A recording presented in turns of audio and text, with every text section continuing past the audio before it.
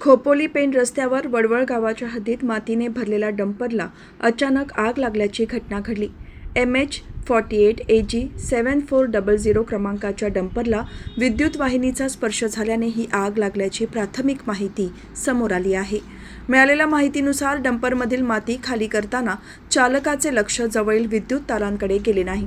यामुळे डंपरचा विद्युत वाहिनी संपर्क येऊन ठिणगी पडली आणि काही क्षणातच डंपरला भीषण आग लागली. या घटनेत चालकाला विद्युत धक्का बसून तो जखमी झाला असून त्याला तातडीने खोपोली नगरपालिकेच्या दवाखान्यात उपचारासाठी दाखल करण्यात आले आहे. घटनेची माहिती मिळताच Khalapur police help foundation Khopoli तसेच खोपोली नगरपालिका, टाटा स्टील आणि इतर कंपन्यांचे अग्निशमन दल घटनास्थळी दाखल झाले. मात्र विद्युत पुरवठा सुरू असल्यामुळे सुरुवातीला पाण्याचा मारा करता येत नसल्याने आग नियंत्रणात आणण्यात अडचणी निर्माण झाल्या. सध्या विद्युत पुरवठा खंडित करण्याचे काम सुरू असून त्यानंतर आग विझवण्याचे प्रयत्न वेगाने सुरू करण्यात आले.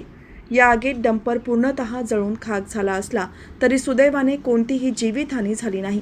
दरम्यान अशा धोकादायक कामांदरम्यान वाहन चालकासोबत सहाय्यक असणे आवश्यक असल्याची बाब पुन्हा एकदा अधोरेखित झाली आहे. या घटनेचा पुढील तपास वरिष्ठ पोलीस निरीक्षक सचिन पवार करत आहेत.